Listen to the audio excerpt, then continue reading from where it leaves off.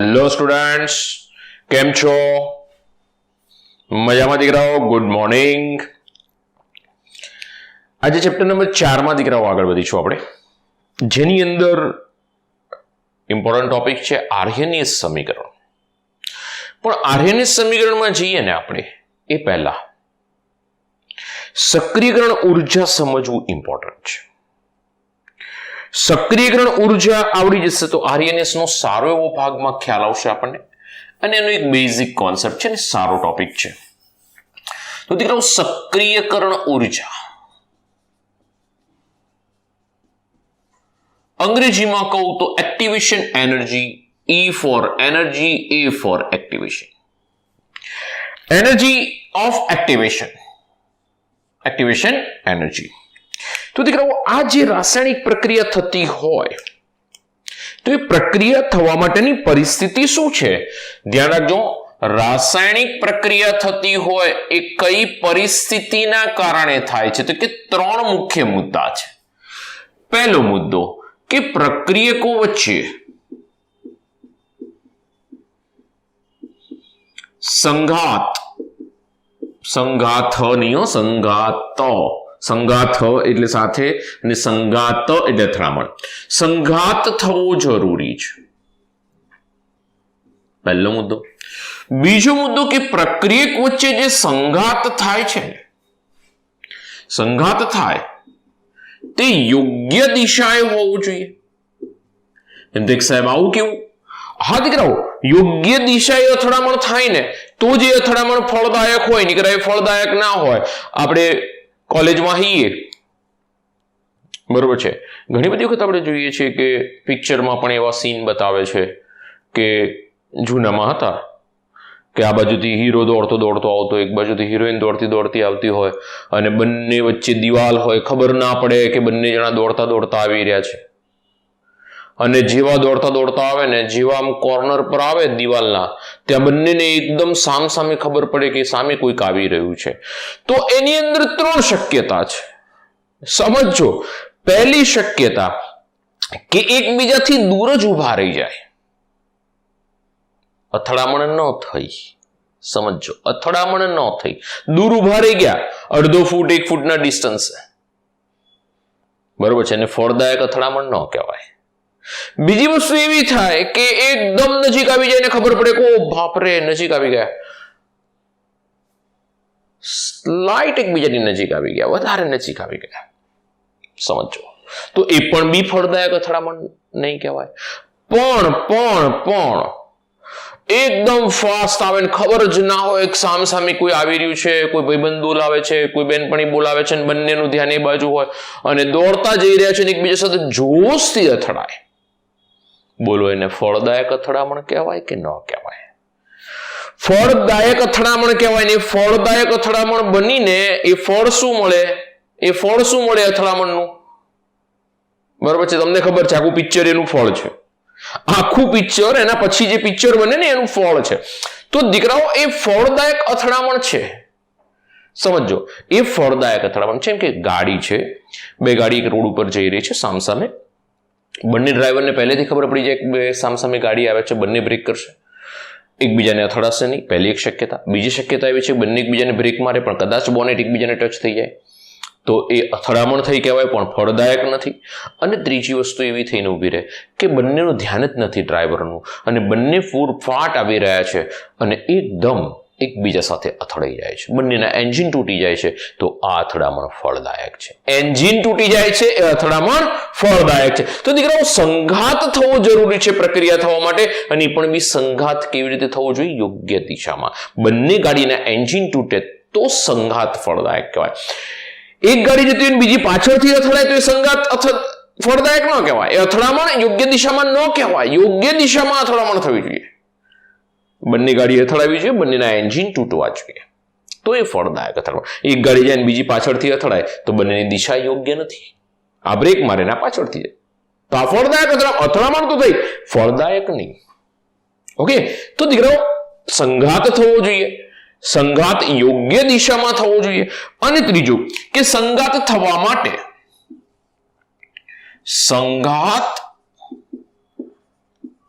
માટે જરૂરી ઉર્જા, જેને આપણે કહી રહ્યા છીએ સક્રિયકરણ ઉર્જા, એ પ્રક્રિયક ધરાવતો હોવો જોઈએ. 3 પરિસ્થિતિ પાલન થાય તો નીપજ મળે, બાકી કશું વિચારાય નહીં. પહેલું સંઘાત થવું જોઈએ, બીજું સંઘાત યોગ્ય દિશામાં થવું જોઈએ, અને ત્રીજું એ સંઘાત થવા માટે જરૂરી ઉર્જા એની અંદર હોવી જોઈએ. એની પાસે એટલી એનર્જી હોવી જોઈએ કે આ બાજુથી હિરોઈન દોડતી આવી તો એની હીરો પાસે એટલી એનર્જી હોવી જોઈએ કે જેને અથડાય એમ એનર્જી હોવી જોઈએ. એ સક્રિયકરણ ઉર્જા છે. ગાડી બે સામસામે આવતી હોય તેની પાસે એટલી ઉર્જા હોવી જોઈએ કે જે એકબીજા સાથે અથડાય. સમજો, તો એટલી ઉર્જા હશે તો એ પ્રક્રિયા થશે. બાકી ઉર્જા ઓછી હશે તો શું થશે? તો કે પહેલી પરિસ્થિતિ કે આ રીતે બે અણુ એકબીજાની નજીક આવશે, છૂટા પડી જશે. બીજી પરિસ્થિતિમાં એકબીજાની નજીક આવશે અને છૂટા પડી જશે. અને ત્રીજી પરિસ્થિતિમાં એકબીજા સાથે જોસ્તી અથડાઈ જશે. તો આ અથડામણો છે ને, આ બધી અથડામણો યોગ્ય ન કહેવાય, બરોબર છે, પણ આ યોગ્ય અથડામણ કહેવાશે, પણ દિશા ચોક્કસ હોવી જોઈએ, બરોબર છે. તો દીકરાઓ આ રીતે આપણે જોવાની છે સક્રિયકરણ ઉર્જા. જોઈએ, સરસ મુદ્દો છે. એને થોડું પહેલા આલેખથી સમજીશું અને પછી બીજો મુદ્દો લઈએ. તો દીકરાઓ સૌથી પહેલા એક આલેખ ડ્રો કરી દઈએ, મારી સાથે રહેશો. થોડો આલેખ આ બાજુ લઈ લઉં. પ્રક્રિયા અક્ષ સાથે ઉર્જાનો આલેખ. આ છે પ્રક્રિયા અક્ષ. પ્રક્રિયા થઈ રહી છે એ આ ઉર્જા. હવે તમને ખ્યાલ છે કે આપણે કોઈ પણ બી પ્રક્રિયા કરાવવા માટે જઈએ ને દીકરાઓ, એટલે પ્રક્રિયક પાસે દળ હશે ને, દળ હશે એટલે ઉર્જા હશે, E=mc². એની પાસે પોતાનું દળ હોય એટલે ઉર્જા હશે. એક સાદા એક્ઝામ્પલથી આપણે સમજીએ કે ધારો કે મારી પાસે કોઈ એક પ્રક્રિયક છે, એ પ્રક્રિયક છે R કોઈ પ્રક્રિયક છે, એની ઉર્જા આટલી છે, જેને હું ER તરીકે લઈ લઉં. ER મીન્સ બાજુમાં લખી દઉં છું, પ્રક્રિયકની ઉર્જા. જો હું એક મોલ પ્રક્રિયક લઈ લઉં દીકરાઓ, સમજો, ઘણી બધી વખત ઘણા બધા છોકરાઓને ઘણા બધા કન્ફ્યુઝન હોય છે કે ER એટલે કે હું કહી રહ્યો છું પ્રક્રિયકની ઉર્જા, પણ જો હું એક મોલ પ્રક્રિયક લઈ લઉં ને, એક મોલ પ્રક્રિયકની ઉર્જા, એને HR કહેવાય. હું એક મોલ શબ્દ વાપરું ને તો HR, બાકી ER, બંને ER એટલે HR એ એન્થાલ્પી ઓફ રિએક્ટન્ટ, પ્રક્રિયકની એન્થાલ્પી છે. આ પ્રક્રિયકની ઉર્જા છે. એક મોલ માટે લઈશ તો HR લખાશે, ગમે તેટલા અલગ અલગ, એટલે એક મોલ સિવાયની વેલ્યુ લઈશ તો હું ER તરીકે રિપ્રેઝન્ટ કરીશ. ઇન શોર્ટ ER =HR, પણ એક મોલ હશે ત્યારે. ચાલો, તો પ્રક્રિયક પાસે પોતાની એક ઉર્જા છે. પ્રક્રિયા થવા માટે એને અમુક ઉર્જા જોઈશે. જેમ કે પ્રક્રિયા થવા માટે એને ધારો કે આટલી ઉર્જા જોઈએ છે. તો આ જે ઉર્જા છે, જેને પ્રક્રિયા થવા માટે જરૂરી ઉર્જા છે, this is called total ઉર્જા. પ્રક્રિયકની ઉર્જા પ્લસ પ્રક્રિયા થવા માટેની ઉર્જા, it is called threshold energy, TH.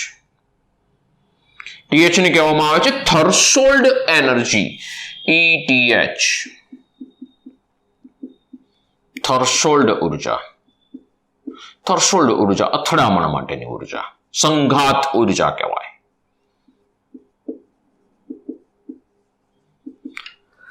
પ્રક્રિયકની ઉર્જા છે આ રહી, આટલી છે.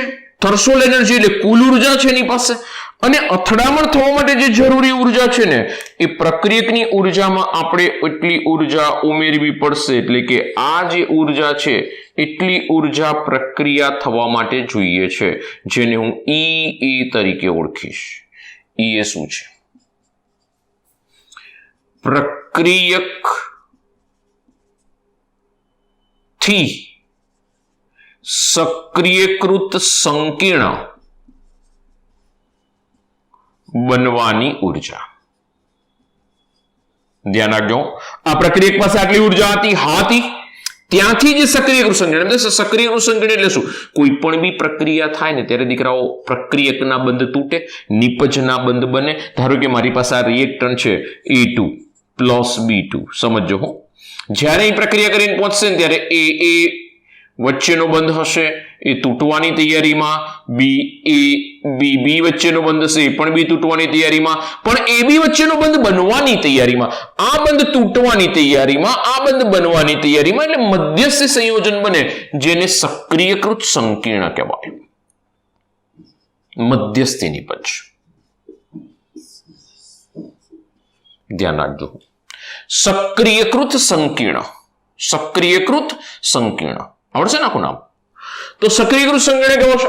એ બનાવવા માટેની ઉર્જા જોઈએ. પ્રક્રિયક પાસે ઉર્જા હતી, એક પ્રક્રિયા થવા માટે એક ઉર્જા આપવી પડી. હજુ આને એક સિમ્પલ એક્ઝામ્પલ લઈએ, સાદું એક્ઝામ્પલ જે રૂટીનમાં આપણે રેગ્યુલર ઘરે યુઝ કરીએ છીએ એવા ઉદાહરણ લઈએ. મમ્મીને ખીચડી બનાવી છે તો એ શું કરશે? ચોખા લેશે, દાળ લેશે, પાણી ઉમેરશે, મીઠું ઉમેરશે, બસ એ ઉમેરી અને કુકરમાં મૂકી દેશે તો એની જાતે ખીચડી થઈ જશે? ના દીકરાઓ, ત્યાં આગળ આપણે ઉર્જા આપવી પડશે. ખીચડી બનાવી છે, પેલા ચોખા છે, દાળ છે, પાણી છે, મીઠું છે, પણ એને મિક્સ કરવાથી કઈ ખીચડી નથી બનતી. એને એક ઉર્જા આપવી પડશે. નિપજ બનવા માટેની એક ઉર્જા આપવી પડશે. પ્રક્રિયકને મારે સક્રિય કરવો પડશે અને પ્રક્રિયકને સક્રિય કરવા માટે જે ઉર્જા આપીશ એને એની સક્રિયકરણ ઉર્જા કહેવાય. બીજી વ્યાખ્યા આવી પણ અપાય કે પ્રક્રિયકને સક્રિય કરવા માટે જરૂરી ઉર્જા જેને હું એની સક્રિયકરણ ઉર્જા કહીશ. મેઇન ડેફિનેશન આ રહી છે. આ તો આપણા માટે આપણને ખબર પડવી જોઈએ કે શું છે. તો કે પ્રક્રિયકને મારે સક્રિય કરવું પડશે કે ભાઈ પ્રક્રિયા કર. ખીચડી બનાવી હશે તો મમ્મીને કહેવું પડશે કે હવે કુકર ગેસ પર મૂકી અને એને ચાલુ કરવું પડશે ને ઉર્જા આપવી પડશે દીકરાઓ. બરોબર છે? એ સમયે શું થશે? તો કે આપણને ખબર છે મમ્મી એવું કહે છે 2 સીટી 3 સીટી 4 સીટી બંધ કરી દેજો. તો દીકરાઓ શું છે ને યોગ્ય ઉર્જાની સક્રિયકરણ ઉર્જા ચોક્કસ છે. મમ્મીને ખબર છે 3 સીટીએ એ પ્રક્રિયક સક્રિયકૃત સંકીર્ણ બનાવી દેશે. યસ, મમ્મીને ખબર છે કે ભાઈ આ ઉર્જા આટલી આપીશ એટલે ત્યાં સક્રિયકૃત સંકીર્ણ બની ગયો હશે. બરોબર છે? ધ્યાન રાખજો. તો અહીંયા આગળથી આ સક્રિયકૃત સંકીર્ણ બની ગયો એટલે કે ધારો કે મારે અહીંથી ઉપર સુધી જવા માટે આપવી પડતી ઉર્જા કે જેને ઈએ કહેવામાં આવે છે, સક્રિયકૃત સંકીર્ણ બન્યો ત્યાં સુધીની ઉર્જા આ ઈએ. ધારો કે આ ઉર્જા પ્રક્રિયકને આપવી પડતી ઉર્જા ધારો કે 70 કિલો જૂલ છે. 70 કિલો જૂલ. સમજો દીકરાઓ, 70 કિલો જૂલ ઉર્જા મારે પ્રક્રિયા કરવા માટે પ્રક્રિયકને આપવી પડી. સમજાવવું પડે. લે ભાઈ 70 તને આપું છું, તું પ્રક્રિયા કર યાર પ્લીઝ. તો એને એ સમયે શું કર્યું? જૂના બંધ તોડવાના ચાલુ કર્યા, નવા બંધ બનાવવામાં ચાલુ કર્યા. હજુ તો નિપજ બની જ નથી હતી, તો સક્રિયકૃત સંકીર્ણ છે. બની ગયું સક્રિયકૃત સંકીર્ણ. ધીમે રહી નિપજ બની રહી છે. હવે ધ્યાન રાખજો મમ્મી, ખાસ કરીને હું ઉદાહરણ જે એકદમ સિમ્પલ આપું છું દીકરાઓ, તમારી સમજૂતી માટે સરસ રહેશે. પહેલા ચોખા અંદર દાળ નાખી દીધી, પાણી નાખી દીધું, મીઠું નાખી દીધું, હલાવી દીધું, કુકર પર મૂકી દીધું, સીટી વાગી ગઈ, સક્રિયકૃત ઉર્જા આપી દીધી મમ્મીએ કીધું હતું એટલી. 3 સીટી 4 સીટી એ મમ્મીની કેલ્ક્યુલેશન હોય કે 4 સીટી થાય એટલે ટેમ્પરેચર આટલું જ હોય, 3 સીટી થાય એટલે ટેમ્પરેચર આટલું જ હોય, એટલે એટલી ઉર્જા આપી દીધી. જો ભૂલથી પણ 2 સીટી વધારે વાગી જશે ને તો ઉર્જા વધી જશે, તો ખીચડી બળી જશે. સમજો મારા શબ્દો.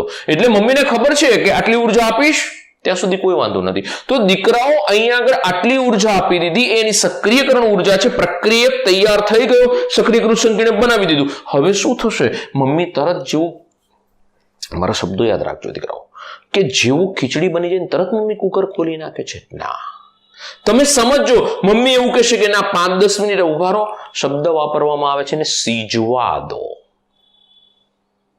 એવું નથી કે 3 સીટી કે 4 સીટી વાગી ગઈ એટલે ખીચડી બની જ ગઈ, એને સીજવા દો. જો ભૂલથી પણ એ તમે બનાવેલી છે 3 કે 4 સીટી મમ્મીએ કીધું, ધારો કે 3 સીટી મમ્મીએ કીધું કે ભાઈ હવે ખીચડી બની જશે, અને તમે જો તરત કુકર ખોલી નાખો, ઉછળે એવું ના વિચારશો, કુકર ખોલી નાખો અને પછી તમે ચેક કરશો તો ખીચડી કાચી હશે. એટલે કે એને નિપજમાં રૂપાંતરિત થવા માટે પણ એક થોડી ઉર્જા, થોડો સમય જોઈશે. થોડી એને ઉર્જાની જાતે રિલીઝ કરશે. એને રિલીઝ કરવા દો ઉર્જા. એ ઉર્જા રિલીઝ કરશે ને પછી એ નિપજમાં પરિણમશે. જોજો અમુક સમયે કોઈક દિવસ એવું પણ બન્યું હશે કે તમે ભૂલથી કુકર ખોલી નાખ્યું હોય તો મમ્મી એમ કહેશે કે ખીચડી સીજાવા ના દીધી જો કાચી રહી. એટલે કે આ સ્ટેજ પર પડી રહી છે. એટલે કે હવે આપણે એને થોડો સમય આપીશું, થોડી પ્રક્રિયા આગળ વધશે, ત્યાં ધીમે રહીને નિપજમાં રૂપાંતરિત થશે. This is product. It is AB plus AB. It means 2AB. This is product. આ નિપજ થઈ ગયું. 2AB મારી નિપજ છે અને એ વખતે નિપજની ઉર્જા કેટલી? તો નિપજની ઉર્જા EP જેટલી છે. જુઓ દેખશે નિપજની ઉર્જા આટલી હોય. ના દીકરાઓ, નીચે બી જઈ શકે. આલેખ અહીંથી અહીં બી જઈ શકશે. આના કરતા ઓછી પણ થઈ શકશે. બીજા આલેખમાં સમજીએ છીએ. તો આ છે નિપજમાં રહેલ ઉર્જા. જો 1 મોલ માટે બતાવીએ તો એને શું કહેવાય? HP કહેવાશે. શું કહેવાશે? HP કહેવાશે. સમજો દીકરાઓ. તો આ મારી પાસે ER આવી ગયો, 1 મોલ માટે બતાવીશ તો HR. આ મારી પાસે EP છે, 1 મોલ માટે બતાવીશ તો HP. હવે એ સમયે જ્યારે બી પ્રક્રિયા પૂર્ણ થાય એ સમયે નિપજ પાછી ઉર્જા બહાર ફેંકે છે. કેટલી ઉર્જા બહાર ફેંકે? તો ધારો કે એ 20 કિલોજૂલ ઉર્જા સક્રિયકૃત સંકીર્ણમાંથી નિપજ બનતા ઉત્પન્ન થાય. ધ્યાન રાખજો, 20 કિલોજૂલ ઉર્જા પ્રક્રિયકમાંથી નિપજ બનતા ઉત્પન્ન થાય.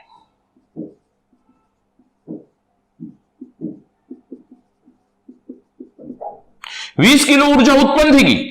સમજો. આટલી ઉર્જા ઉત્પન્ન થઈ હતી.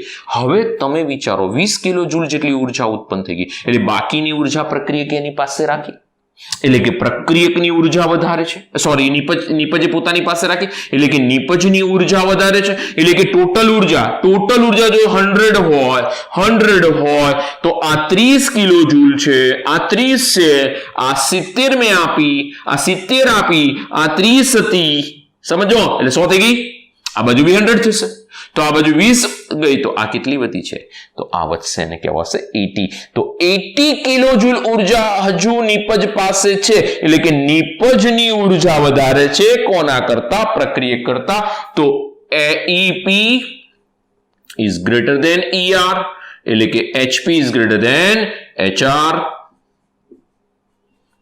તો delta H is equal to HP minus HR. It is equal to positive. ધન આવશે ને દીકરાઓ. 20 કિલો જૂલ ઉર્જા ઉત્પન્ન થઈ.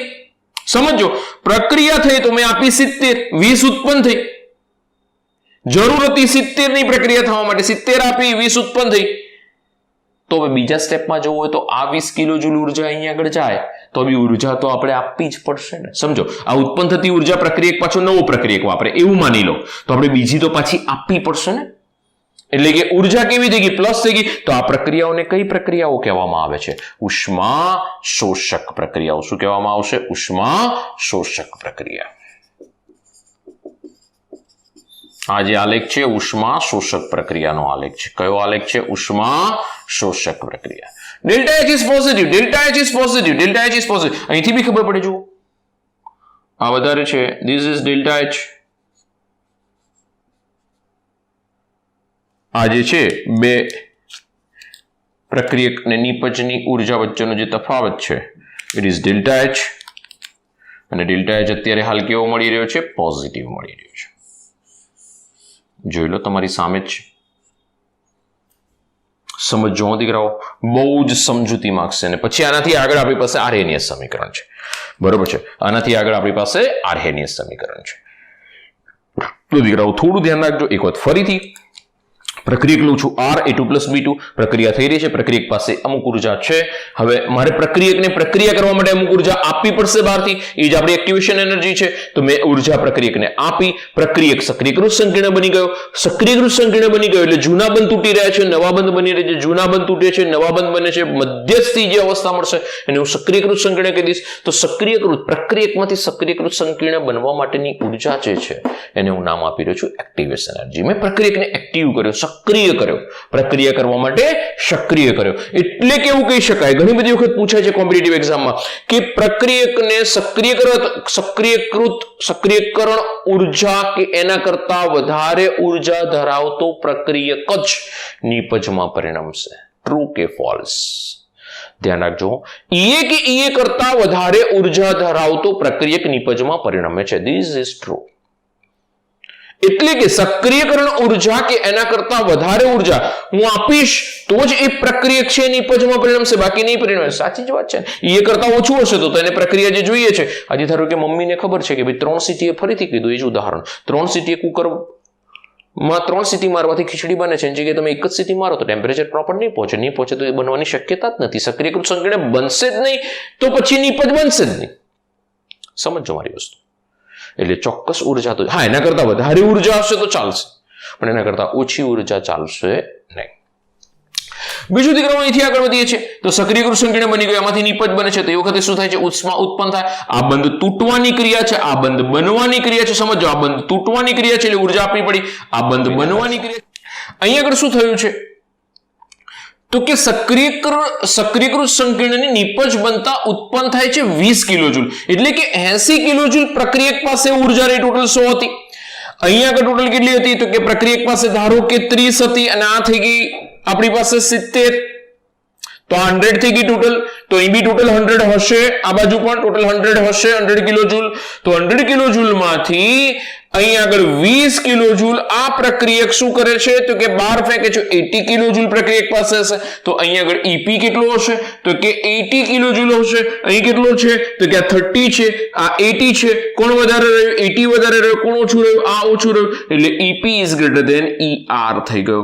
તો EP is greater than ER, તો HP is greater than HR. તો દીકરાઓ ડેલ્ટા H પોઝિટિવ આવશે. એટલે કે આ પ્રક્રિયાઓ છે એ ઉષ્મા શોષક પ્રક્રિયાઓ આવશે. કઈ પ્રક્રિયાઓ આવશે? ઉષ્મા શોષક પ્રક્રિયાઓ આવશે. આ છે જૂના બંધ તૂટવાની પ્રક્રિયા છે. એ જૂના બંધ તૂટી રહ્યા છે, આ જગ્યાએ નવા બંધ બની રહ્યા છે. તો જૂના બંધ તોડવા માટે મારે 70 કિલોજૂલ ઉર્જા આપવી પડી. નવા બંધ બન્યા ત્યારે 20 કિલોજૂલ ઉર્જા ઉત્પન્ન થઈ. 80 આની પાસે રહી, નિપજ પાસે રહી. 80 નિપજ પાસે રહી, 20 ને બહાર ફેંકી દીધી. બરોબર છે. તો આ ધ્યાન રાખીશું. 20 કિલોજૂલ ઉર્જાથી કઈ પાછી પ્રક્રિયા ફરીથી થવાની નથી, કારણ કે એને જોઈએ છે પ્રક્રિયા થવા માટે બીજા સ્ટેપમાં 70. એટલે કે ફરીથી જો મારે પ્રક્રિયા કરાવવી હોય સેકન્ડ, તો બીજી પ્રક્રિયા કરાવવી હોય તો મારે 70 કિલોજૂલ જોઈશે. આ 20 કિલોજૂલ જ છે એટલે ઓલરેડી ઉર્જા ઓછી છે. સમજો, બરોબર છે. તો આ આપણી પાસે ઉષ્મા શોષક માટેનો ચાર્ટ આવ્યો. હવે દીકરાઓ ક્ષેપક માટેનો આલેખ જોઈએ. ધ્યાન રાખશો સંપૂર્ણ. પ્રક્રિયા અક્ષ,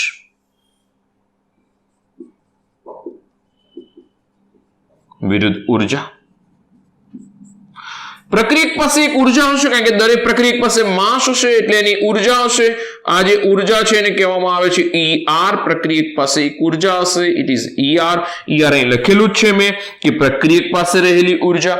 બીજું, પ્રક્રિયા થવા માટે એને ઓછામાં ઓછી ધારો કે આટલી ઉર્જા જોઈએ છે. પ્રક્રિયા થવા માટે એને આટલી ઉર્જા જોઈએ છે. જો કુલ પ્રક્રિયા અક્ષથી આ લઉં છું તો એને કહેવામાં આવે છે threshold energy. Threshold energy ETH threshold energy સંઘાત ઉર્જા છે. બીજું કે પ્રક્રિયકને નિપજમાં પરિવર્તિત થવા માટે અમુક ઉર્જા જોઈશે જ. આ જે ઉર્જા છે એને આપણે એક્ટિવેશન એનર્જી કહીએ છીએ. EA એક્ટિવેશન એનર્જી, કે આટલી ઉર્જા તો જોઈશે જ, તો જ એ નિપજમાં પરિણમશે.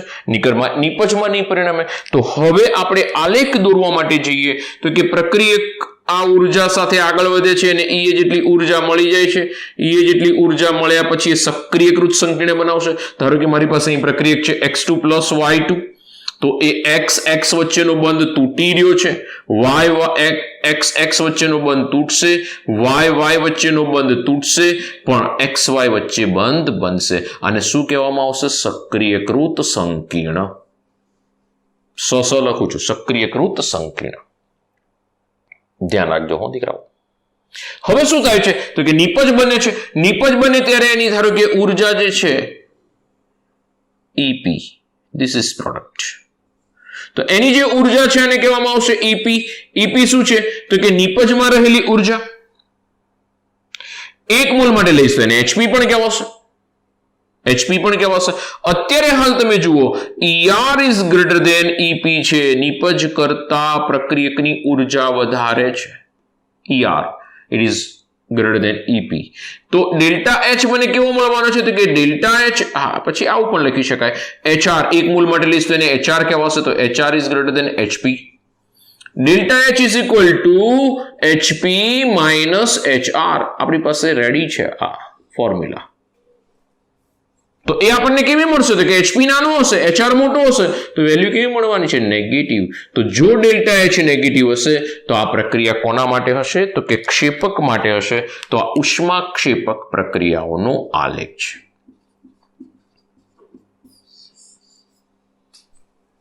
બીજું દીકરાઓ કે આ જે બંધ તૂટે છે, અહીંથી શું થાય છે તો કે આ બંધ તૂટવાની ક્રિયા છે. આગળ લખેલું જ છે મેં, બંધ તૂટવાની ક્રિયા છે, બરોબર છે. આ જે છે બંધ તૂટવાની ક્રિયા છે, અને પેલી બાજુ શું થઈ રહ્યું છે? બંધ બનવાની ક્રિયા છે. તૂટે છે તો એના માટે આપણે ઉર્જા આપવી પડશે. તો આ ભાગમાં આપણે બંધ તૂટવાની ક્રિયા થઈ રહી છે, તો એના માટે ઉર્જા આપણે બહારથી આપીશું. તો એ કદાચ 70 કિલો જૂલ જ રાખીએ આપણે કે 70 કિલો જૂલ જ હશે. સામેની બાજુ બંધ બને છે, આ બંધ બનવાની ક્રિયા છે, આ સાઈડ પર બંધ બની રહ્યો છે. તો એ વખતે સક્રિયકૃત સંકીર્ણમાંથી નિપજ બને છે, તો એ સમયે ઉર્જા ઉત્પન્ન થશે દીકરાઓ, ઉર્જા ઉત્પન્ન થશે. અને આ જે મારે 70 કિલો જૂલ ઉર્જા આપીને એની સામે 90 કિલો જૂલ ઉર્જા ઉત્પન્ન થઈ ગઈ. આ ઉર્જા ઉત્પન્ન થાય છે, સમજો. 90 કિલો જૂલ ઉત્પન્ન થઈ ગઈ. અહીંયા આગળ આની પોતાની કેટલી વધી? 10. આની કેટલી હતી પહેલા? 30. 70 આપી લે, 100 થઈ ગઈ. 70 વત્તા 30 100. આ બાજુ બી 100 થવી જોઈએ. તો 10 આની પાસે છે, 90 ઉત્પન્ન થઈ ગઈ. એ 90 જે ઉત્પન્ન થઈ એ પાછી આની અંદર વાપરી શકાય? હા, વાપરી શકાય. નેક્સ્ટ બીજા પ્રક્રિયક માટે આ 90 કિલો જૂલ ઉર્જા એની EA માટે વપરાઈ જશે. એટલે કે આ પ્રક્રિયા આગળ વધવા માટે મારે આગળ બીજી કોઈ ઉર્જાની જરૂર પડશે નહીં. આને આ જે પ્રક્રિયા છે એને ઉષ્માક્ષેપક પ્રક્રિયા કહેવાય. અને આ ડિફરન્સ છે દીકરાઓ, એને ડેલ્ટા H કહેવાશે. અને ડેલ્ટા H મને કેવું મળશે તો એ નેગેટિવ હશે, નેગેટિવ હશે. આને ડેલ્ટા H કહેવાશે. ધીસ ઇઝ ડેલ્ટા H અને એની વેલ્યુ કેવી હશે? નેગેટિવ હશે. નેગેટિવ કિંમત હશે આની. આ ડેલ્ટા H પોઝિટિવ હતો, પેલો ડેલ્ટા H નેગેટિવ છે. તમે જોઈ શકો પહેલા હતી કેટલી? 30. આ કેટલી થઈ ગઈ? 10. બરાબર છે. એની પાસે 10 જ ઉર્જા છે. તો 10 માઇનસ 30 કરશો એટલે -20 આન્સર આવવાનો છે. બરાબર છે. તો દીકરાઓ આ જે થઈ એ ઉષ્માક્ષેપક પ્રક્રિયાનો આપણી પાસે ઉદાહરણ થઈ. અહીં આગળ આપણી પાસે પ્રોડક્ટ હશે 2xy. 2xy. તો આ ધ્યાન રાખીશું. તો દીકરાઓ આ આપણે આર્હેનિયસ સમીકરણ સમજીએ ને એ પહેલા આ બે આલેખ સમજવા બહુ જ ઇમ્પોર્ટન્ટ છે. રિવર્સ પ્રતિવર્તી પ્રક્રિયા માટેનો આલેખ બાકી રહ્યો. પ્રતિવર્તી પ્રક્રિયા માટેનો આલેખ હવે પછી જોઈએ. ફટાફટ એક સ્ક્રીનશોટ લઈ લો. હવે તમારી પાસે સ્ક્રીનશોટ એક લઈ લો એટલે એક સરસ મજાનો ટોપિક આવી જશે. બરાબર છે. તો ફટાફટ એક સ્ક્રીનશોટ લઈ લો, પછી આગળ વધીએ. ચલો ચલો ચલો.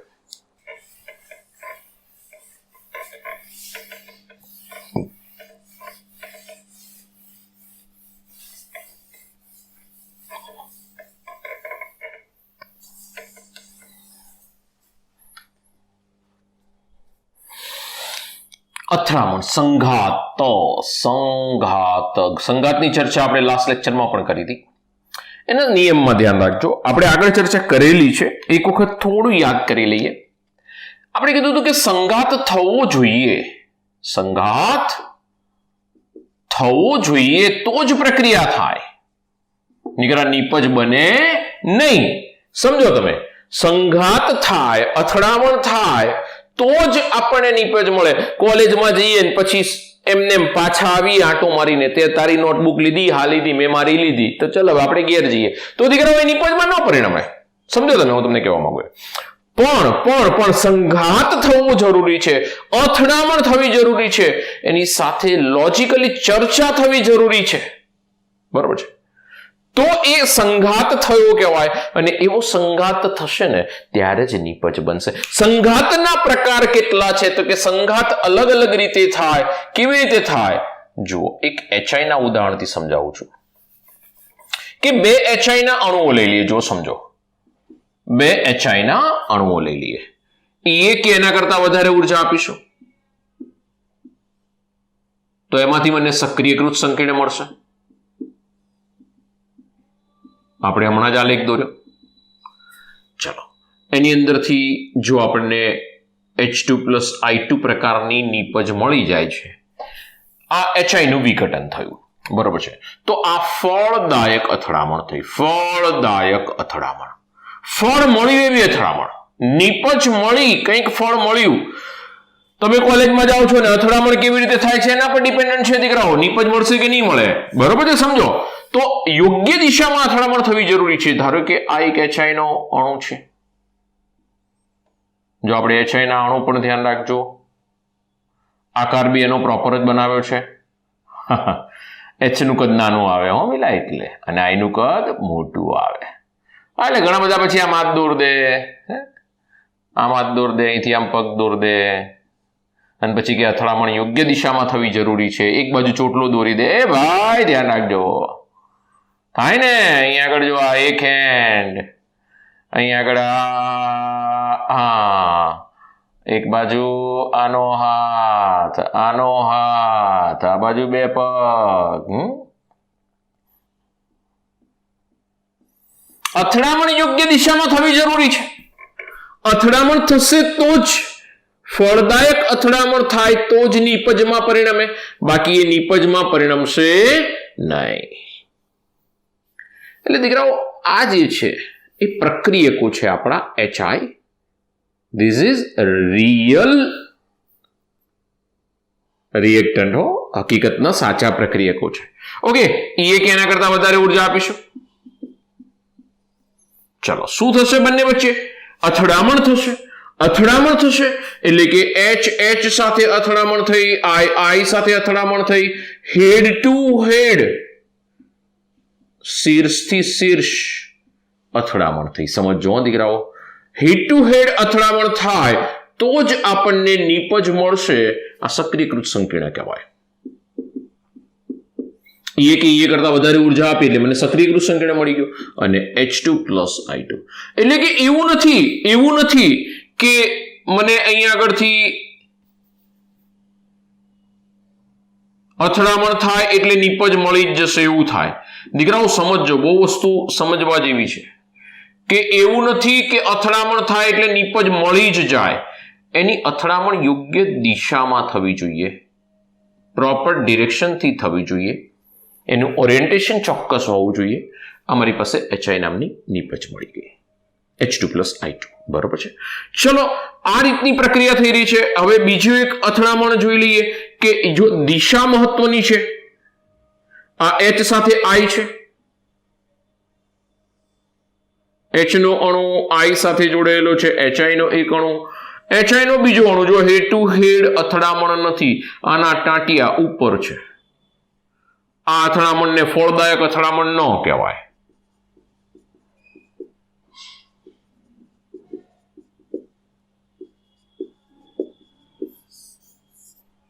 ફળદાયક અથડામણ નથી દીકરાઓ. હું છો ને એ કે એના કરતા વધારે ઉર્જા આપું તો અહીંયા આગળ મને નિપજમાં શું મળે? જુઓ તમે, સમજો હો. અહીંયા આગળ હેડ ટુ હેડ અથડામણ હશે તો જ નિપજ પરિણમશે. હેડ ટુ હેડ અથડામણ નહીં હોય તો નિપજ નહીં પરિણમે, અને એનો એ જ પ્રક્રિયક પરત પણ મળી શકે. તો આ આપણું સક્રિયકૃત સંકીર્ણ છે. તો અહીંથી HI બનશે, H સાથે I, અહીં પણ HI બનશે. જુઓ, H સાથે I, એટલે કે આપણે એવું કહી શકીએ પ્રક્રિયકનો પ્રક્રિયક મને પાછો મળી ગયો તો આને ફળદાયક અથડામણ કહેવાય નહીં. આ રિઝલ્ટ ઓરિએન્ટેડ અથડામણ છે.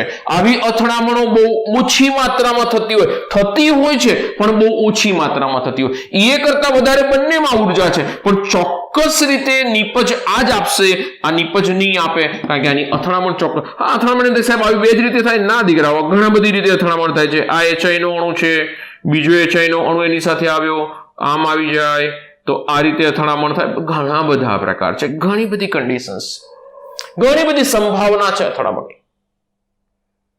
પણ આ જ અથડામણ એક ફાયદાકારક છે, બીજી કોઈ અથડામણ ફાયદાકારક નથી. આ અથડાશે તો આની સાથે, વચ્ચે અથડાશે તો કોઈ શક્ય જ નથી નીપજ બને આની સાથે. એટલે એવું નથી કે એ કરતા વધારે ઉર્જા આપી દેશું એટલે નીપજ બની જ જશે. એનું અથડામણ પણ યોગ્ય દિશામાં થવું જોઈએ, ફળદાયક અથડામણ. મેં ગઈકાલે કીધું હતું તમને, લાસ્ટ લેક્ચરમાં વાત કરી હતી કે ગાડીના એન્જિન તૂટે છે એટલે કે બંધ તૂટે છે અને નવા બંધ બને છે તો જે ફળદાયક અથડામણ કહેવાશે. તો દીકરાઓ આ આપણી પાસે સંઘાતનો નિયમ છે. અથડામણ થવી જ જોઈએ, યોગ્ય દિશામાં અથડામણ થવી જોઈએ અને એ કરતા વધારે ઉર્જા હોવી જોઈએ. 3 પરિસ્થિતિ હશે તો આપણે નીપજમાં આગળ વધી શકીશું. દીકરા નીપજમાં આગળ વધી શકાશે નહીં. બરોબર છે, તો ફટાફટ એક સ્ક્રીનશોટ લઈ લો. બીજું દીકરાઓ હવે આગળ વધીએ છીએ આપણે આર્હેનિયસ ની અંદર. બરોબર છે, એ પહેલા એક ઝડપથી સ્ક્રીનશોટ લઈ લો. ચલો હવે દીકરાઓ આપણી પાસે નેક્સ્ટમાં છે તાપમાન અને વેગ અચળાંક.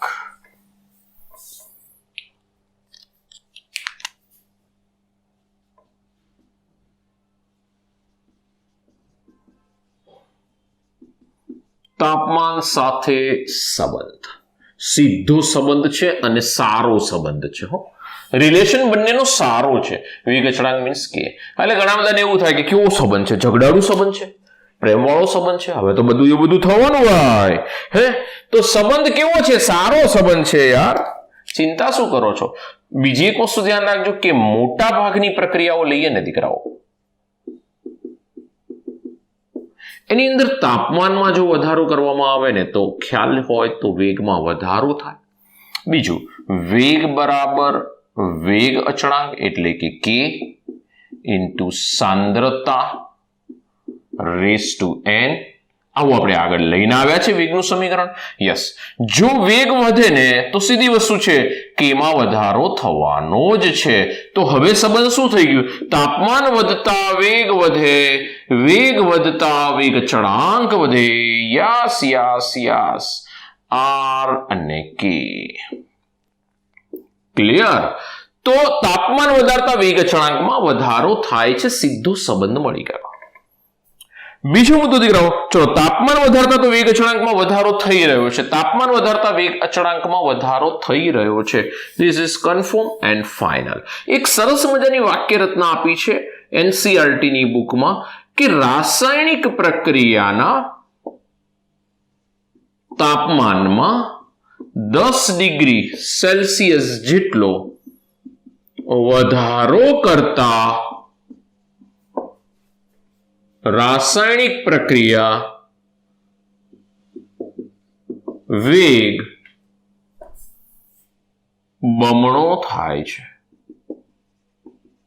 આમ તો વેગ નહીં, વેગ અચળાંક. વેગ તો બમણો થાય કારણ કે વેગ અચળાંકની ચર્ચા કરવાની છે. વેગ અચળાંક ઇટ ઇઝ ઇક્વલ ટુ કે.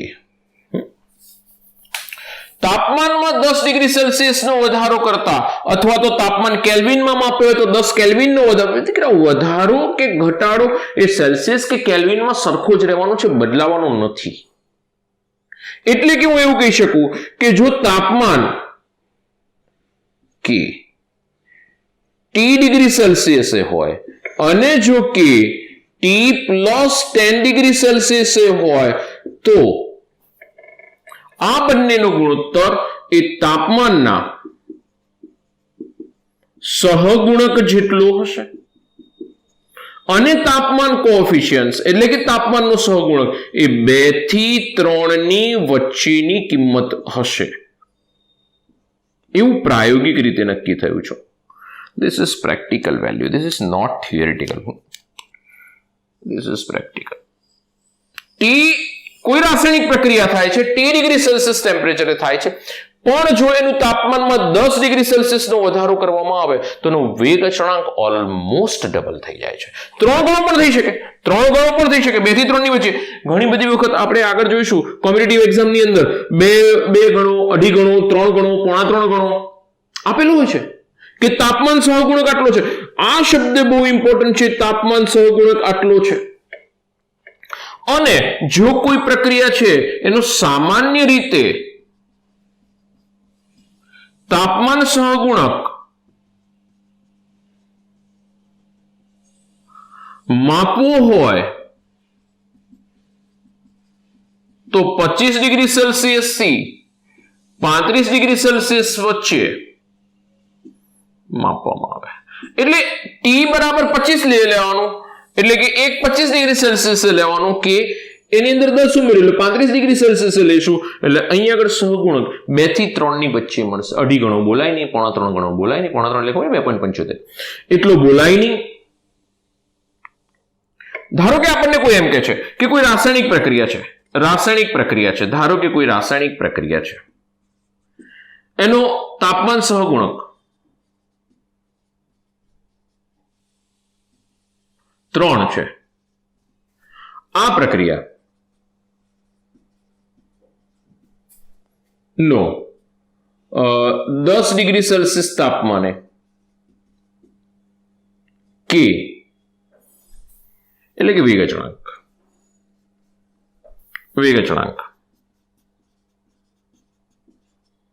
x હોય તો 50 ડિગ્રી સેલ્સિયસ તાપમાને વેગ અચળાંક કેટલો હશે? સમજો દીકરાઓ, 10 ડિગ્રી સેલ્સિયસ તાપમાને વેગ અચળાંક કેટલો છે? તો કે વેગ અચળાંક કે છે, સહગુણક 3 છે, -3 ના સમજતા પાછા 3 છે. વેગ અચળાંક x છે, 10 ડિગ્રીએ વેગ અચળાંક x છે. સમજો 10 ડિગ્રી સેલ્સિયસ તાપમાને વેગ અચળાંક કેટલો છે? k છે, સોરી x. વેગ અચળાંક, તાપમાન 10 ડિગ્રી સેલ્સિયસ તાપમાને x છે. હવે તમે જુઓ તાપમાન સહગુણક કેટલો છે? 3 છે, એટલે કે 3 ગણો વેગ વધશે. 20 ડિગ્રી સેલ્સિયસ ટેમ્પરેચર કરું ડબલ તો આ કેટલો થઈ જાય? 3x, 3 ગણો થશે. બીજું 10 ડિગ્રી સેલ્સિયસ વધારો 30 ડિગ્રી સેલ્સિયસ કરું, આ કેટલો થશે? 9x. 40 ડિગ્રી સેલ્સિયસ કરું, કેટલો થશે? 9 તરી 27x. જો 3 ગણો વધારો, 9 થી એટલે x હતો, x થી 3, 3x થી 9x, 9x થી 27, 50 ડિગ્રી સેલ્સિયસ તાપમાને 27 તરી 81x. તો આન્સર 81 ગણો વધારે વેગ અચળાંક હશે. એ જગ્યાએ અહીંયા આગળ 2 લખીને પણ કરી શકાશે કે વેગ તાપમાનનો સહગુણક. ઓકે, આનો સ્ક્રીનશોટ લઈ લો એટલે પછી સુધારો કરું. લઈ લીધો. ઓકે, જો તાપમાનનો સહગુણક 2 છે, 10 ડિગ્રી સેલ્સિયસ તાપમાને 20 ડિગ્રી સેલ્સિયસ તાપમાને વેગ અચળાંક x છે, તો 70 ડિગ્રી સેલ્સિયસ તાપમાને કેટલો થશે? લો, આવડશે? 2 વડે મલ્ટીપ્લાય કરો. 10, 20 ની જગ્યાએ 20, 30, 40, 50, 60, 70. 20, 30, 40, 50, 60, 70. અહીંયા આગળ x છે, 2 છે એટલે 2x, 4x, 8x, 16x, 32x. 2 વડે મલ્ટીપ્લાય કરો, બમણું થતું જશે. બરોબર છે. એટલે આ ધ્યાન રાખજો, તાપમાન સહગુણક. બરોબર છે. તાપમાન સહગુણક તમને આપી દેશે, પ્રેક્ટિકલ વસ્તુ છે. હા, 10 ડિગ્રી સેલ્સિયસ માટે છે તો એ પ્રેક્ટિકલી સ્વીકારેલું દીકરાઓ. થિયરિટિકલ આપણને કોઈ સૂત્રથી કે ક્યાંય કશું મળવાનું નથી. આ પ્રેક્ટિકલી સ્વીકાર્યું છે ને, આપણે ત્યાં ડાયરેક્ટ લઈ લેવાનું છે અને રકમમાં આપી દેશે. નથી આપ્યું તો આપણે બમણું લઈને ચાલીશું. બરોબર છે, બમણું લઈને ચાલીશું. આપ્યું હશે તો જેટલા હું આપે છે એટલા ગણું લઈને ચાલવાનું. ઓકે, તો દીકરાઓ ધ્યાન રાખજો. ફટાફટ એક સ્ક્રીનશોટ લઈ લો. હવે આપણે આગળ વધવું છે આર્હેનિયસમાં. ઓકે, આર્હેનિયસમાં આના પછી આગળ વધીએ. આ એક પ્રાઇમરી આવી ગયું. આરએનએસ નો પાયો છે દીકરાઓ, આ બેઝિક છે. આરએનએસ અહીંથી સ્ટાર્ટ થઈ ગયો, બરોબર છે. તો ધ્યાન રાખશો, ફટાફટ એક સ્ક્રીનશોટ લઈ લો પહેલા.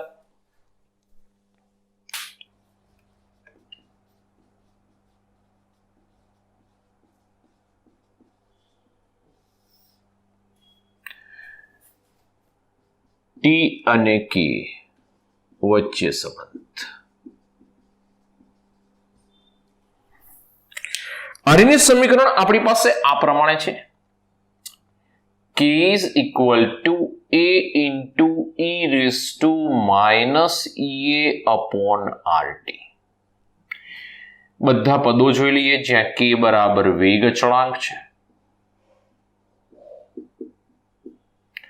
E બરાબર આર્હેનિયસ અવયવ છે.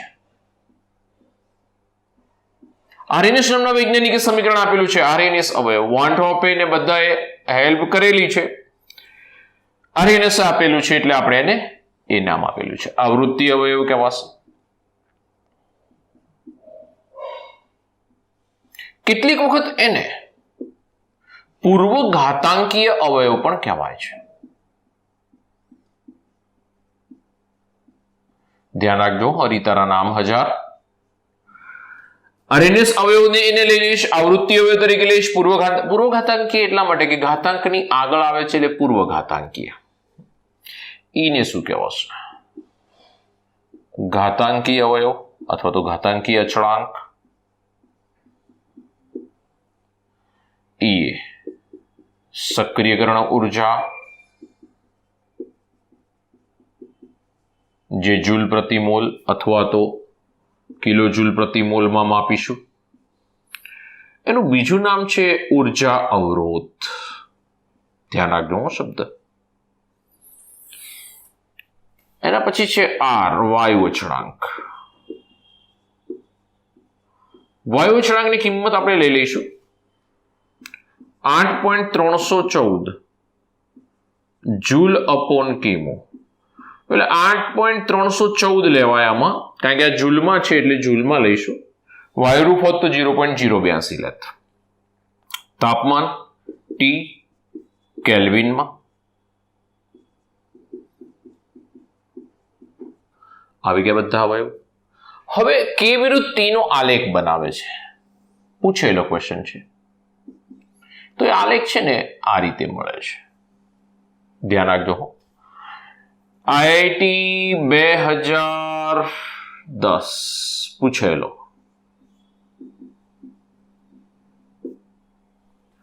કે આનો આલેખ શું હશે? આલેખ પછી અલગ અલગ આપેલા હોય ઓપ્શનમાં. આ રીતે આપ્યો હોય, આ રીતે આપ્યો હોય, બરાબર છે, આ રીતે આપ્યો હોય. પછી એ થોડું ધ્યાન રાખજો કે આલેખ દોરવામાં થોડું કોન્સન્ટ્રેટ આપણે કરવું પડશે, બરાબર છે. તો આ આલેખ છે, પૂછેલો છે એટલે થોડુંક ધ્યાન રાખજો. કેવી રીતનો આલેખ આપણને આ રીતે મળશે. ABCD આવા ઓપ્શન હોઈ શકે. હવે આપણને ધ્યાન રાખીને કરી લઈશું. ઓકે, ચાલો. તો દીકરાઓ, આ આપણી પાસે આરએનએસ સમીકરણ આવી ગયું. આરએનએસ સમીકરણની અંદર આપણે આગળ વધીએ. ચલો સ્ક્રીનશોટ લઈ લેશો. આવી ગયો, લઈ લીધો. ઓકે. બીજું દીકરાઓ, કે અથડામણ અનુભવતા અણુઓ, બરોબર છે. એવું નથી કે અથડામણ અનુભવે, ગઈકાલે આપણે ચર્ચા કરી હતી. એટલે અથડામણ અનુભવતા અણુઓ એવું નથી કે નિપજમાં પરિણમે જ. તો અથડામણ અનુભવતા અણુઓ માટેની ચર્ચા આપણે કરવા જઈશું. ગતિ ઉર્જાનો આલેખ દોરીશું અણુઓના અંશ સાથે. ધ્યાન રાખજો, બીજો એક આલેખ છે, થોડું કોન્સન્ટ્રેટ કરજો. આલેખ આપણને કંઈક આ રીતે મળે.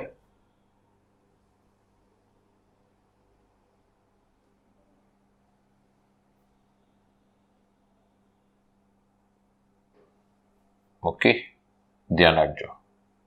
આ ઉર્જા અવરોધ છે. અણુઓનો અંશ Ne divided by Nt. Ne શું છે? અહીં લખી દઉં છું. Ne બરાબર E ઉર્જા ધરાવતા અણુની સંખ્યા અને Nt શું છે? કુલ અણુની સંખ્યા. એટલે એની બાય એનટી નો ગુણોત્તર આપણે લઈ લઈશું એટલે આપણને અણુના અંશ મળી જશે.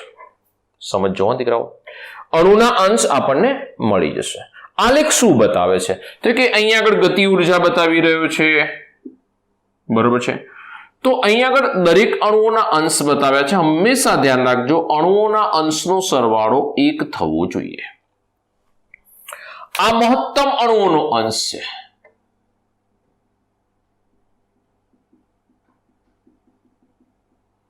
બરોબર છે, આ મહત્તમ અણુઓનો અંશ છે. બીજું કે અહીંયા આગળ પણ આ અણુઓ અંશ ધરાવે છે, એની ઉર્જા છે. આ અણુઓનો અંશ છે, એની ઉર્જા છે. આ અણુઓનો અંશ છે, એની ઉર્જા છે. દરેક અણુઓના અંશ અલગ અલગ ઉર્જા ધરાવે છે. આલેખ સમજો, સરસ છે, નીકળે કન્ફ્યુઝન આવશે ઘણા બધા. આ ધારો કે મારી પાસે મહત્તમ ઉર્જા ધરાવે છે એવા અણુઓનો અંશ છે, એ ઉર્જા છે આપણે લઈ લઈએ કે ભાઈ 50 કિલો જૂલ. ધ્યાન રાખજો, હું ગઈકાલના આલેખ, લાસ્ટ લેક્ચરના આલેખને અનુલક્ષીને જ બનાવીશ. આ જે છે એ ધારો કે મારી પાસે 10 કિલો જૂલ છે,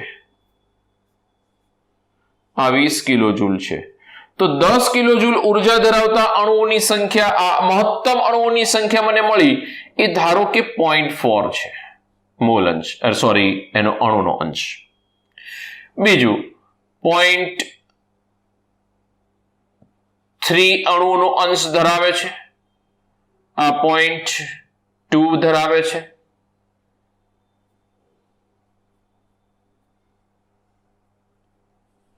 .15 લઈ લઈએ, 0.5 લઈ લઈએ. અને ધ્યાન રાખજો, અણુઓના અંશનો સરવાળો ટોટલ 1 થવો જોઈએ, 1 થવો જોઈએ. 4 ને 3 7 ને 2 9, તો અણુઓનો અંશ કેટલો થયો અહીંયા આગળ 0.9. જો સરવાળો કરો, આટલાનો સરવાળો કરો, 1 થવો જોઈએ, નથી થયો, આ 0.9 થાય છે. તો 0.1 વધે. 0.1 શું છે તો કે આ પાર્ટ છે, એ કરતા વધુ ઉર્જા ધરાવતા અણુઓનો અંશ. એટલે કે ઉર્જા અવરોધને, એવું પણ કહેવાય, ઉર્જા અવરોધને ક્રોસ કરતા અણુઓનો અંશ, કે જે 70 કિલો જૂલ છે. આપણે ગઈકાલે 70 લીધેલું છે, યાદ કરી લો. 70 કિલો જૂલ કરતા વધારે ઉર્જા ધરાવતા અણુઓનો અંશ આ રહ્યો, એટલે કે અથડામણ અનુભવતા અણુઓનો અંશ છે આ. ધ્યાન રાખજો, શબ્દાઓ વાપરી શકાય. અથડામણ અનુભવતા અણુઓનો અંશ. એમની પાસે એટલી ઉર્જા છે કે અથડામણ થાય છે. સમજો, હવે એવું તો છે નહીં કે અથડામણ થાય એટલે નીપજ બને છે. યોગ્ય દિશામાં અથડામણ થવી જોઈએ, એનું ઓરિએન્ટેશન પ્રોપર હોવું જોઈએ, દિશા ચોક્કસ હોવી જોઈએ, નહીંતર આપણને પાછી નીપજ મળશે નહીં. એટલે કે આ પાર્ટ છે 0.1 છે, આ તમે જોઈ શકો 0.9 થશે, આ 0.1 જેટલો પાર્ટ છે, 0.05. હો દીકરાઓ, આ ભૂલથી મેં 0.5 લખ્યું, 0.5. તો આ 70 કિલો જૂલ ક્રોસ કરી લેવા કેટલા, એવું ના વિચારતા કે આ બધા 50 કિલો જૂલ વાળા અહીંયા આગળથી આલેખમાં લોકો કંઈક નવું વિચારતા હોય છે આલેખ માટે. તો આ 70 કિલો જૂલ કે એના કરતા વધારે ઉર્જા ધરાવતા આ 70 કિલો જૂલ, એટલે 70, આમ તો બધા વધારે જ છે, એટલે કે 70 કિલો જૂલ, એટલે એને ઉર્જા અવરોધને ક્રોસ કરી નાખ્યો, એને ક્રોસ કરી નાખ્યો એવા અણુઓનો આ ભાગ છે. અને લગભગ 0.1 જેટલો હશે, એપ્રોક્સ બોલી રહ્યો છો, પછી 0.5 બી હોઈ શકે, 0.05 બી હોઈ શકે, પણ બહુ ઓછો હશે, બહુ ઓછો હશે, આ ભાગ બહુ ઓછો હશે. આ બધું શક્ય બને છે T1 તાપમાને. કયા તાપમાને શક્ય બને છે? T1 તાપમાને શક્ય બને. ક્લિયર દીકરાઓ? હવે આ જે અંશ છે એની વેલ્યુ કેટલી હશે તો કે એની વેલ્યુ હશે e⁻ RT. ધ્યાન રાખજો, અથડામણ અનુભવતા અણુઓનો અંશ, અથડામણ અનુભવતા, અથવા તો એવું પણ કહી શકાય કે સક્રિયકરણ ઉર્જાને ક્રોસ કરતા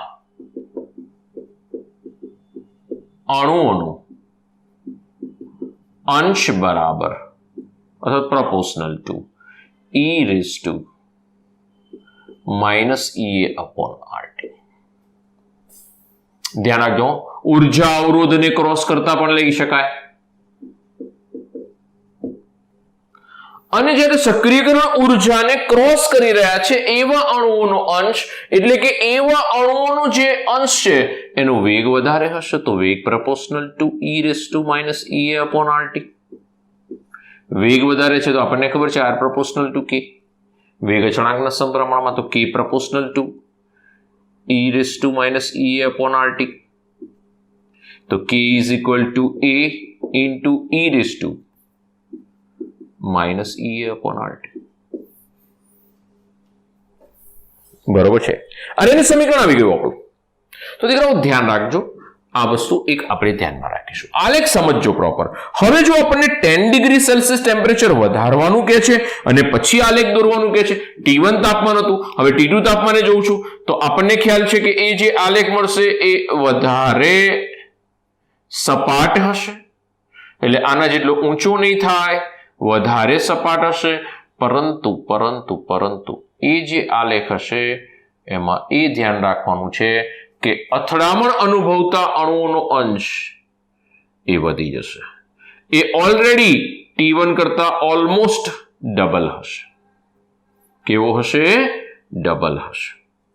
જો તમે આને હું ક્રોસ કરું છું અહીંથી, અથડામણ અનુભવતા અણુઓનો અંશ બમણો થઈ ગયો. જુઓ તમે તાપમાનમાં કેટલો વધારો કર્યો, તો કે પહેલું તાપમાન હતું T1, બીજું તાપમાન કેટલું કર્યું? T2. પણ T2 કેટલું છે? T1 પ્લસ 10 કેલ્વિન હોય તો કેલ્વિન, સેલ્સિયસ હોય તો સેલ્સિયસ. તો આપણને અથડામણ અનુભવતા અણુઓનો અંશ 10 ડિગ્રી સેલ્સિયસ અથવા 10 કેલ્વિન ટેમ્પરેચરમાં વધારો કરતા વેગ બમણો થાય છે. એટલે કે અથડામણ અનુભવતા અણુઓનો અંશ બમણો થઈ જશે. અથડામણ અનુભવતા અણુઓનો અંશ બમણો. અથડામણ અનુભવતા અણુઓનો અંશ બમણો થાય. હવે એ બમણો થાય એટલે વેગ બમણો થવાનો જ છે. બરોબર છે. તો દીકરાઓ આ ધ્યાન રાખજો કે અથડામણ અનુભવતા અણુઓનો અંશ બમણો થઈ જશે. બરોબર છે. તો દીકરાઓ આ આપણી પાસે એક સિમ્પલ આલેખ છે, ચોપડીની અંદર બહુ ઇઝીલી બતાવ્યો છે. સમજૂતી થોડી ધ્યાન રાખજો. એક વખત ફરીથી કહી દઉં કે મારી પાસે ગતિ ઉર્જા સાપેક્ષ અણુઓના અંશ છે. અણુઓનો અંશનો સરવાળો કેટલો થવો જોઈએ? 1 થવો જોઈએ. આ સરવાળો કરશો એટલે 0.9 મળશે તમને.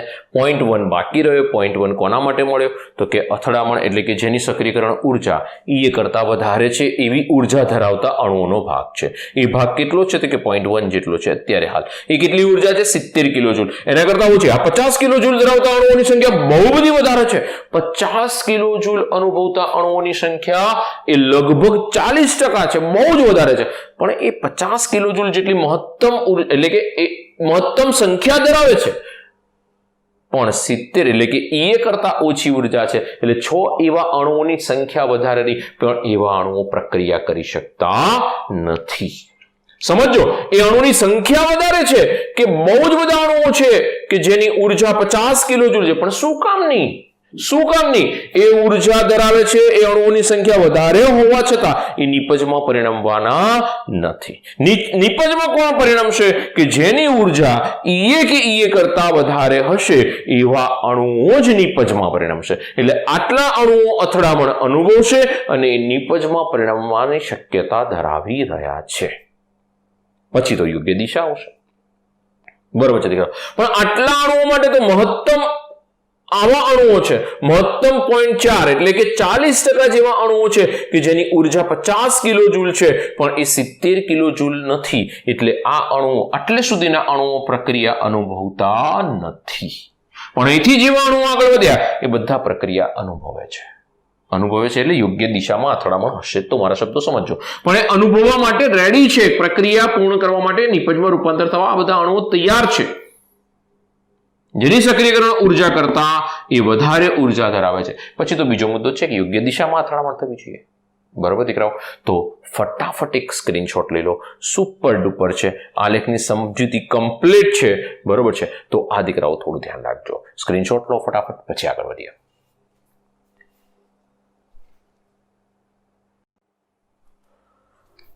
ઓકે, ચાલો. આરએનએસ સમીકરણને આપણે અલગ અલગ સ્વરૂપમાં રિપ્રેઝન્ટ કરીએ, એના આલેખ જોઈએ. બરોબર છે? તો ધ્યાન અહીંયા આગળ સંપૂર્ણપણે આરએનએસ સમીકરણ, એનો આલેખ દીકરાઓ, એનું પેલું સમીકરણ, અને પછી એના અલગ અલગ સ્વરૂપમાં રિપ્રેઝન્ટ કરીએ. તો એનું સમીકરણ છે કે બરાબર a into e raise to minus ea upon RT. બરોબર છે? ચલો આપણે આને ln લગાડીએ, log base e. ln k બરાબર ln a, સમજો ગુણાકાર છે એટલે સરવાળો થાય, ln e minus ea upon RT. અંદર પછી આપીએ છીએ log બેઝ e, ln એટલે log બેઝ e કહેવાય. તો ln k is equal to ln a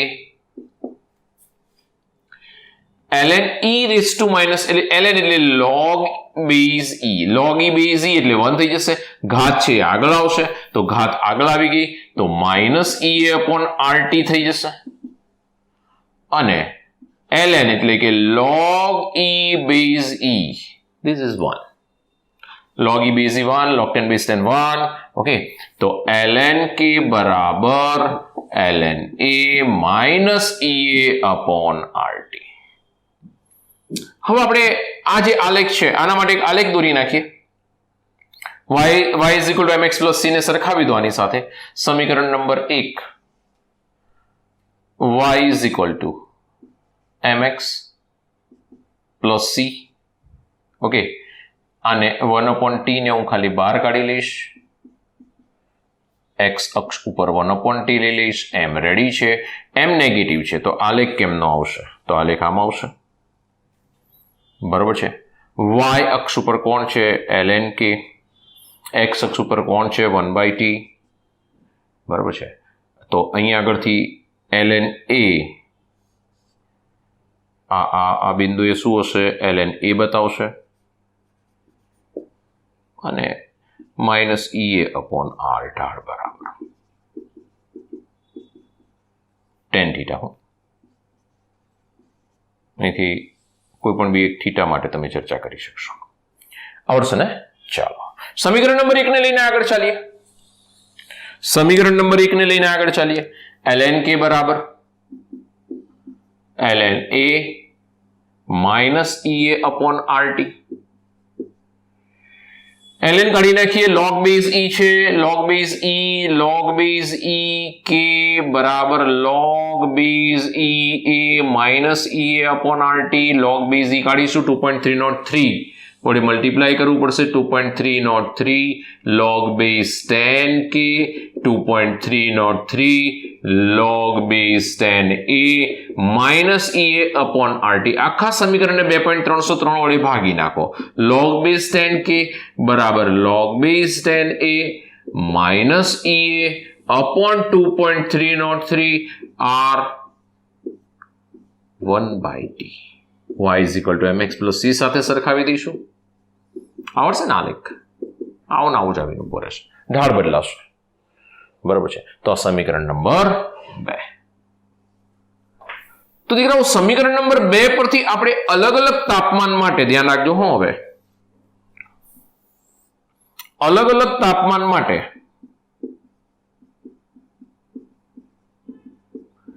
કેના આલેખ, ફોર્મ્યુલા, સૂત્રો.